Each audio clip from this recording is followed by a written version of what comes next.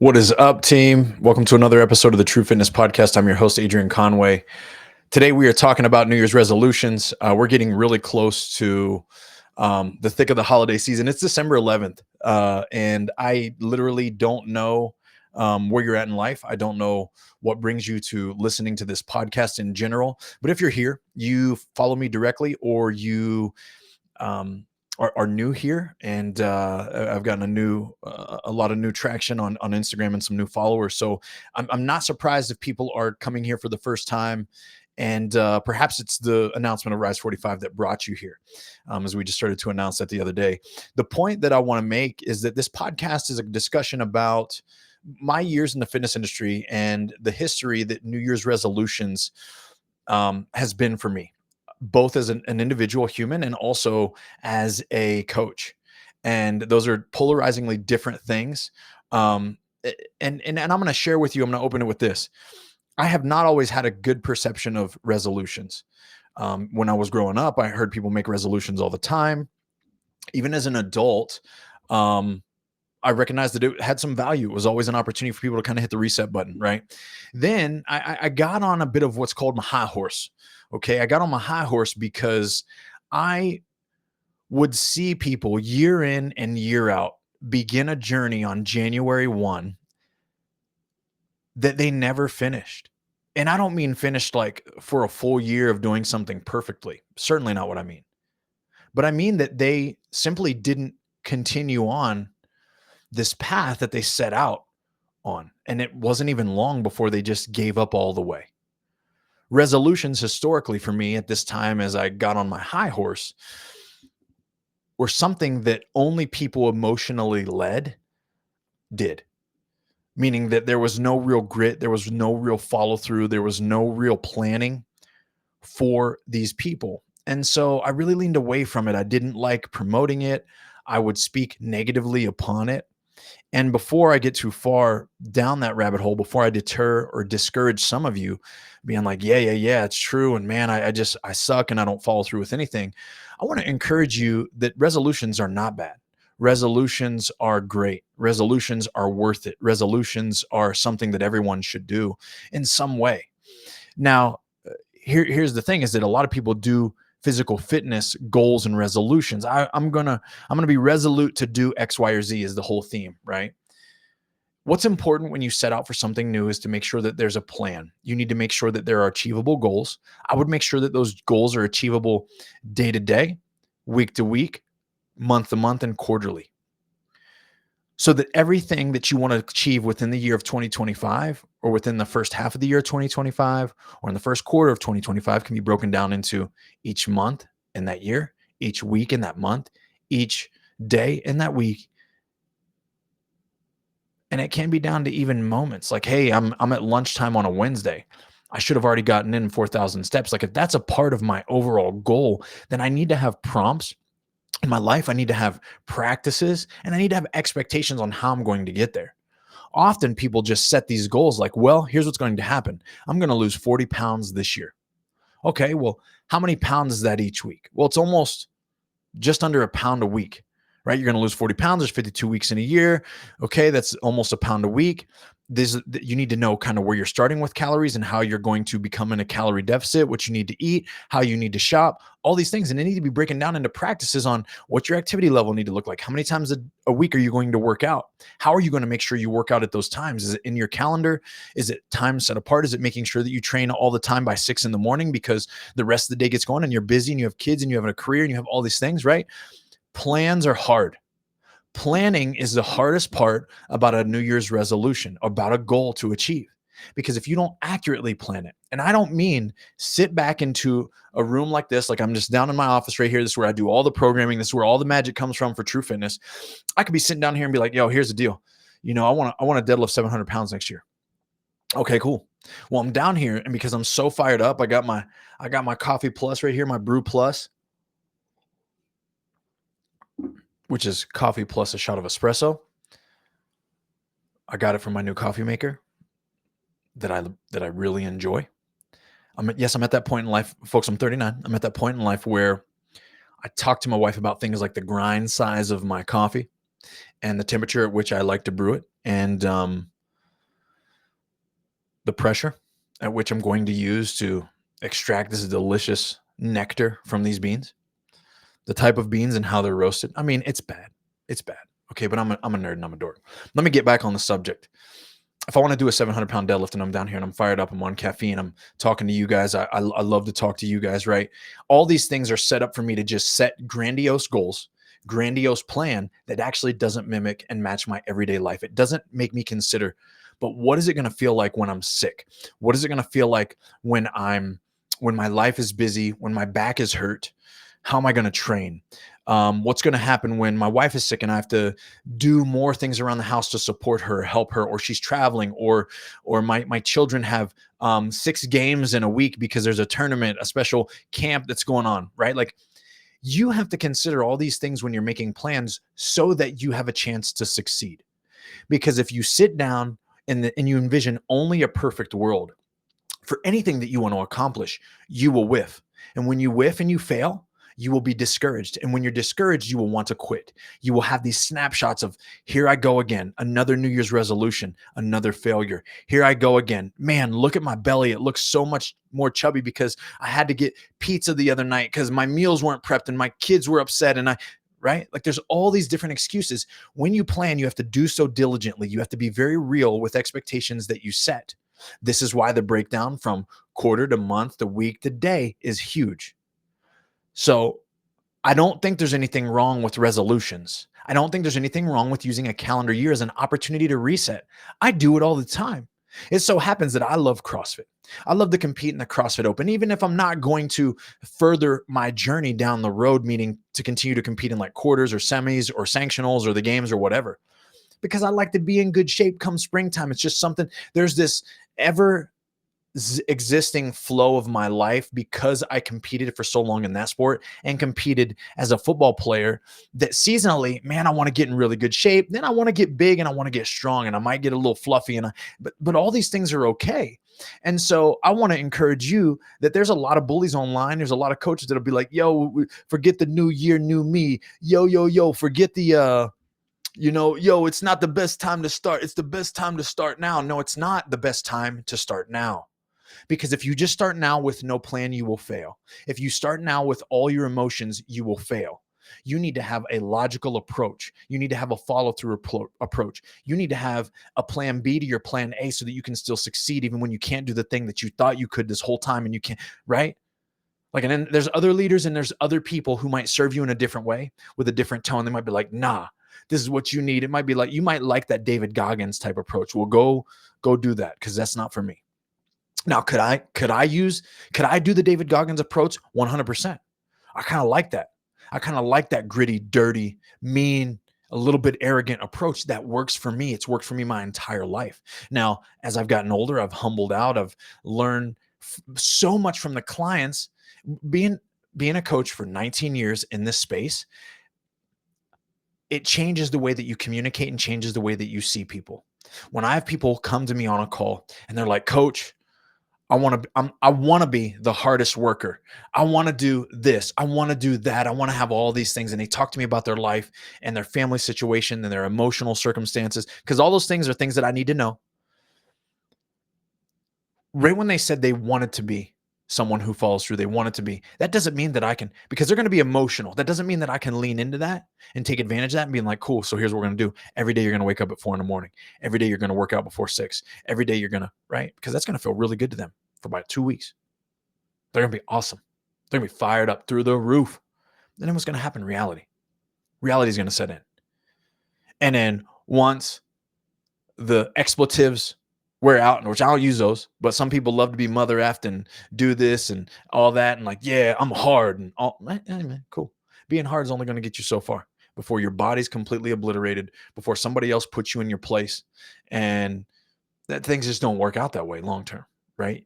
You got to be like water, right? You got to have that Bruce Lee approach. You've got to be moldable. You've got to be shapeable. You got to adapt to your circumstance and situation, but you've got to be resilient. And people that are just hard all the time, their whole life becomes like that. And then they try to fit a square into a round hole and they try, right? It just doesn't make sense. My point is that you have to meet yourself where you're at. So if you don't have someone like me as a coach, if you don't join something like Rise 45, if you don't have someone giving you advice, setting a tone so that you can have success, I want you to understand that I'm going to give you some freebies here on this podcast. Because we support the newness of a cyclical year, because look, it's December 11 for me. We got Christmas shopping to do. I got people to support in my church. My wife and I lead a small group. We're going to have gatherings at our home. We're going to be eating candy canes. We're going to be drinking hot chocolate. I'm going to be encouraging people. We're going to be serving people. We're going to try to make some donations. I'm going to be spending quality time with anybody that comes through town to fellowship through the church, anybody that comes through to spend time with my family. I'm going to try to get more time with my brother and his family, my stepmom that's coming into town. Like, I've got all these things that I have plans for. This isn't the time for me to say, I'm going to eat 220 grams of protein. I'm going to eat 250 grams of carbs, and I'm going to have 100 grams of fat, and I'm going to weigh and measure. Like, that's not the move. That's not the move. Here's what I'm going to do in the days leading up. I'm going to start my day the best way possible with a protein and fat rich breakfast, with a lot of nutrients. So some type of red meat and typically eggs.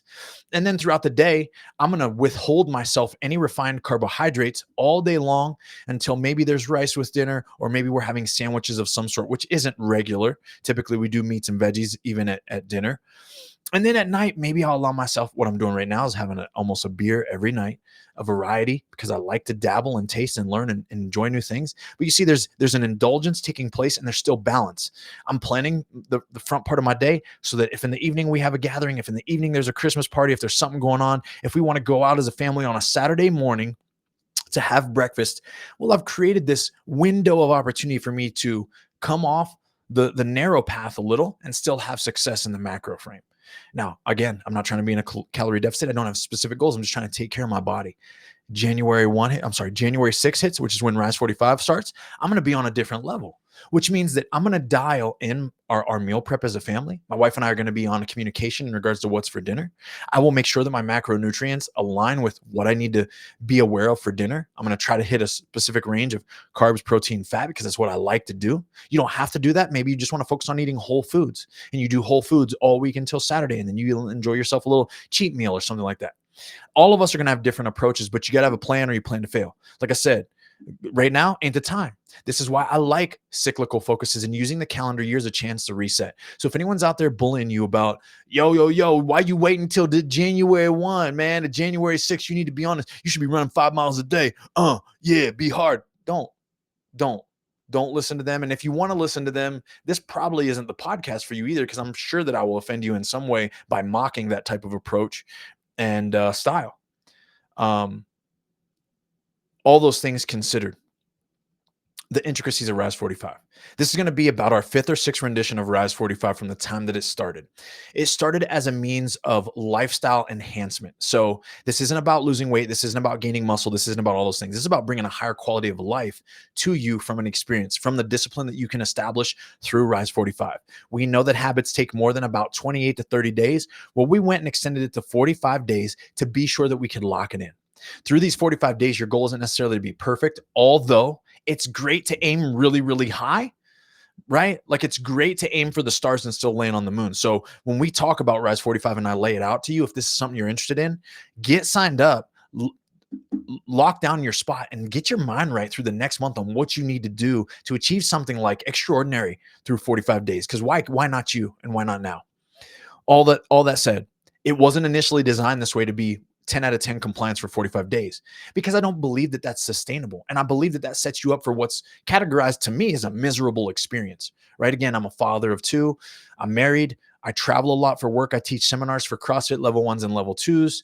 I like to enjoy a drink with my friends on a Saturday night. I like to enjoy a glass of wine with my wife 1 or 2 nights a week. I enjoy indulging with my children. We have a movie night on a Thursday, which is a day typically we don't have anything for church or anything going on with practice or games, and we're watching whatever we're watching, right? So with that being said, I have parameters that I follow, and you'll need parameters that you follow.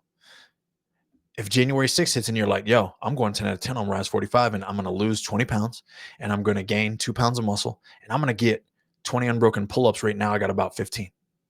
Hey, that means we're gonna have to have some focused work. You're gonna have to say no to some cheat meals. It's not gonna be worth it for you to be drinking a couple glasses of alcohol throughout the week because, well, that's gonna impede on your recovery, and it might add a little bit of water weight to your body. And if that then deflates your progress, what's it do to your psyche? As it deflates your progress and it defeats your psyche a little bit, well, you lose physical momentum. Okay. I just had a side conversation with my son the other day, Elijah. We were talking about, he's dealing with and learning a lot about self-control right now. And what I mean by that is that he's emotional about something as simple as, you know, in his basketball league, they're not allowed to steal on ball, which means that the kids dribble, but they can't just take the ball from a kid, right? So when Elijah's dribbling, if he feels like this kid is literally trying to take the ball from him, Elijah knows the rules. This kid's acting like he doesn't know the rules, and that will bother my son to the highest level. I've seen him almost like flinch at a kid, like back up, right? And I'm like, yo, this is not okay. You can't do that. Even if the boy doesn't understand, that's more of a reason for us to show him forgiveness. He doesn't understand. Maybe he just forgot. Maybe he's in the middle of, right? I gave him all these reasons. He's not that boy. He doesn't understand where he's at. I told my son, that boy's doing what his job is going to be in the future, which is to take the ball from you. So you should focus on your job. Don't let him take it, even if he shouldn't be trying to take it. That's a whole nother deal, a whole nother discussion. But with this brought me trying to bring him clarity where he wears his emotion on his face a lot, like his father. Can't be mad at him about it, but I'm going to try to help him with it. I'm like, hey, buddy, when you're upset, why don't you try to smile sometimes? He's like, oh man, but it's so hard. So I've done this to him, right? He's upset. His mother just told him to do something or something that he didn't do. He kind of got corrected for something. And I'm trying to make a joke, like make him smile. And he's like, and I'm like, smile, man. And then I'll let you go. And he's like, but it's so hard to smile when I don't feel like it. And I'm like, I know. But see, that's the skill. You smile right now. You will feel better when you go back to your room. Smile right now. I know you got to make your bed. Give me a smile. I might tickle him, give him a little whatever, spur to help him make the smile happen. He goes back to his room, and we talk about it in a later day. He wasn't trying to hear me then, but eventually he gets it and it starts to stick. And I want to say the same thing with you. Your physical momentum that you can build through something like Rise45 or any type of discipline, you feel it in your mind. Equally, in your mind, when you feel down, your body physically goes down. When you feel up, your body physically rises up. So these things feed one another. So with that, when you're trying to make X's on a calendar, right? Let's say for 45 days, you want to be 7 out of 7 with our daily things that we track, because there's ways that we quantify Rise 45. And that's something that's special about what we do is that we have accountability through our app that's going to help you want to do things like hit these 7 measurables on a consistent basis.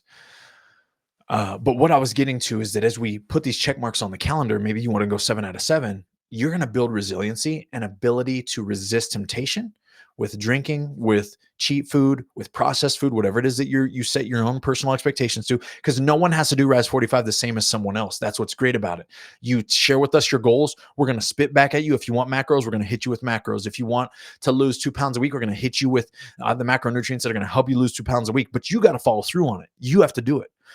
Okay. So let me, before this podcast is going to go an hour if I'm not careful. I know some of you enjoy listening to me, but I try to keep myself under 30 minutes here because it's just me and that's boring for some of you. Look, to sum it up, Rise 45 starts January 6th. It's going to end February 19th. If you're a CrossFit competitor, if you like CrossFit, if you are going to participate in the open, this is perfect. This is a perfect spur for you to get consistency in the gym, to build up to be the fittest version of yourself that you've ever been, to dial in your nutrition, to dial in your sleep, to dial in your hydration leading into that point. If you're not doing CrossFit, if you don't like CrossFit, you don't even know what CrossFit is, that's okay. This program is for you as well. We offer a variety of training programs that will be available to those that sign up for Rise 45. 1.2 is that this doesn't have to be performance driven. So you don't have to be having a goal of more pull-ups. You can simply be like, Adrian, I want to lose 45 pounds in 45 days. Now, would I encourage someone to do that? Absolutely not. It's not a good look. It's not a good idea. It's not sustainable. And it's going to lead you to more disappointment than it will victory, because at the end of this, it's not going to be sustainable for you to keep that weight off. Now, if you continued on with us through nutrition coaching, we'd love to help you or do our best to guide you and navigate you down the path of losing weight and keeping it off, and how to do that healthily and how to apply it to your life and all those things. We offer that as a service. Shout out at True Nutrition. You can follow us at TTRU Nutrition on Instagram. But what is Rise 45? So you're going to sign up. You're going to start January 6th. You're going to get an opportunity to have access to all these workouts. You're going to get daily workouts with options to go to, all the way that range from a dumbbell workout to 30 minutes with no equipment at all the way to if you're at a global gym, we got you with all the resources. You're going to have daily prompts and compliance for tracking the 7 things that we're going to achieve every day. And here's the deal. Your nutrition goals can be completely custom, but you're going to have something to follow or adhere to nutritionally. The next one's micronutrients. We want to put an emphasis on 500 grams of fruits and vegetables a day. Now, the only reason this gets omitted is if you come to us and you tell us, hey, I want to go strictly carnivore for 45 days. Cool. We'll help you do that too. The next one is daily steps. We want everyone to walk 7,000 steps a day. Now, I'm going to give you some advice. If you work a desk job and you're allowed to have a standing desk, this sounds crazy, but there are these walking desks that exist for like $100 to $200. You could have that. It folds up. You could put it away in a little corner, but you can just walk at your desk. You're burning calories. You're moving. You don't need to walk fast, but these steps accumulate just like every good thing in life accumulates. And it even helps spur along new thought processes to your brain. When you're doing something that doesn't involve focus, but you're still moving, there have been all kinds of evidence that shows that this is the best place to have creation, human thought, and even interaction and engagement. So it could help you work better. If you work from home, if you live at a place or work at a place where you can get up and remove yourself for 5 minutes at a time and just walk for 5 minutes, do that a couple times a day. Those steps really accumulate. And then, of course, you might have to do some diligence in order to hit the 7K, but that's a goal. Hydration. We want you to drink water in ounces. We typically prescribe about 100 ounces total. You can drink much more than that. And we feel like it's a bare minimum achievement for most people who are working out and, of course, eating well. Sleep 7+ hours. This is one of the hardest things for people to achieve. Workout 45 minutes of exercise. Now, this doesn't always have to be strenuous exercise, but we want to try to create a separation from this and your 7,000 steps in a day. So it's like, yes, we want, if you're going on a run, we don't necessarily want you to always be double dipping on these. So we want you to follow maybe one of the programs that we give you when you sign up for Rise45. And then each day you're going to do 20 minutes of enrichment. Now, this is the one. You're trying to get 7 hours of sleep. You're trying to eat. You're trying to drink. You're trying to train. But you're like 20 minutes of enrichment. What's that? Well, it could be 20 minutes of reading. It could be 20 minutes of praying. It could be a combination of both. It could be meditative-based yoga. It could be breathing work. But we want you to do something that feeds your soul. We believe that fitness is holistic. At True Fitness, we understand that fitness is a compromise. And what we mean by that is that we're essentially trying to make you the best well-rounded version of you. Do we want you strong? Yeah, we want you strong, but only strong enough so that you can still be fast enough, right? Physically. I want you confident enough psychologically, only confident enough so that you can still be humble when you need to. So you can still be meek in your presentation when you are approachable and that you're doing things at a good level.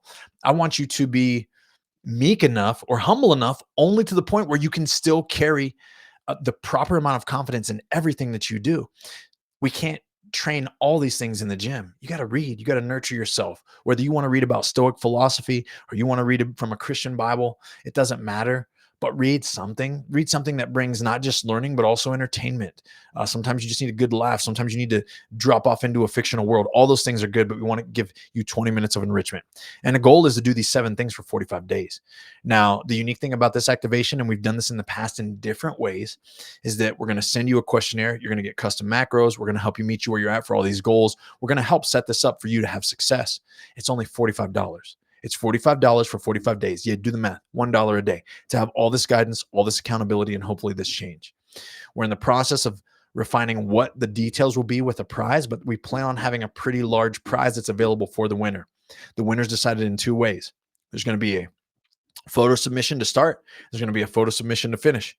We're looking for the best transformation plus the most compliance to the 45 days with the listed things. So, and this is an honor system thing, right? So that means if you check the box, we're assuming that you really did the thing.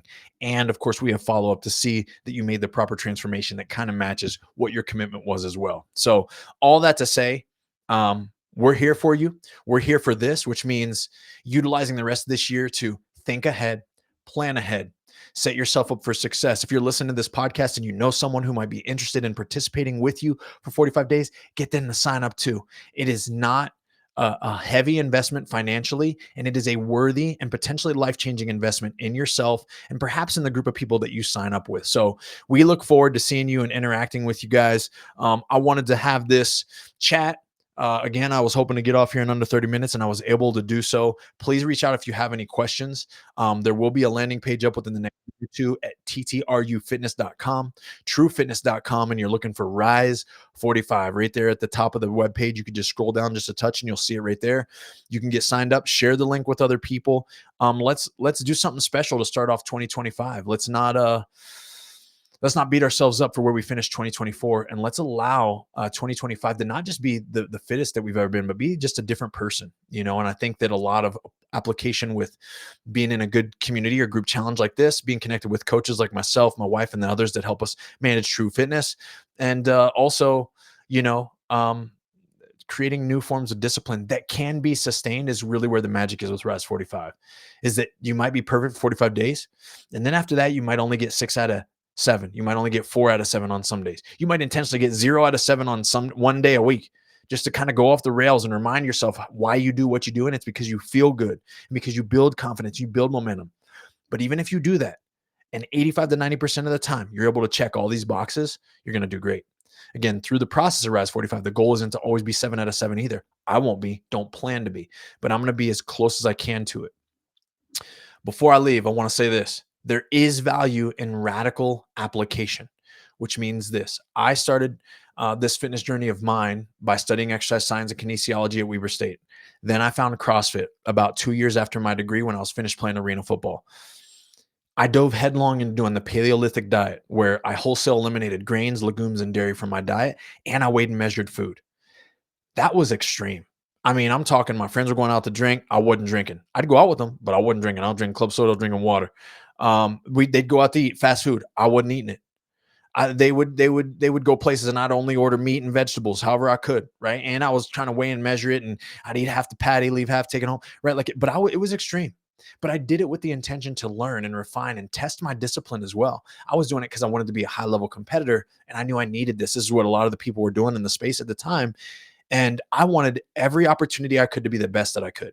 Throughout my entire life, the whole goal for me as a coach and for my athletes, for my clients, is that when we look back, we never find a stone that we didn't turn over, an opportunity that we didn't seize, something that we didn't explore. And so I believe, again, that radical application has great value, but you've got to be doing it when you're ready. If you look at something or someone and you're like, wow, I want to be like them, they're doing 75 hard, they're doing Rise 45 or whatever it is, that might not be for you right now, right? And that might not be you forever, because that's not me forever. I did that radical application for almost, I would say I did it for a month straight radically, took a little break about a week and a half. Then I did it for another month and a half, getting ready for my first regional competition ever in 2011. I can do that though. And I'm built that way, and it brings me great happiness, and I'm disciplined. At the time, guess what? I wasn't married. I was dating my wife. We were engaged at the time of my early competitive experience. And then as we got married, even we began to do this journey together. And so I gave myself more opportunities to have more flexibility and leeway so that we could enjoy life together. Now that we got kids, it's the same way. So it's different now in this season of life, but because of the habits that I instilled through the radical application of that, it gave me the discipline I needed, the trust in myself to make these hard choices that I needed, and also understanding that it's worth it on the other side because of the results that I see. So for you, if you're listening to this, if you're watching this in any way, and you're like, man, I don't know, I want to sign up for Rise 45, but I can't be perfect. It might not be for you. It might not be that you need to go 7 out of 7. 5 out of 7 will get the job done and get you pounds shedded and more discipline flexed. Then the next round, we'll run it back again sometime in the spring before summer. Maybe you go 7 out of 7. And then you exponentially increase the goals or exponentially increase the outcome. And that gives you more confidence to be fully in next time too. So all those things, I hope this is an encouraging episode.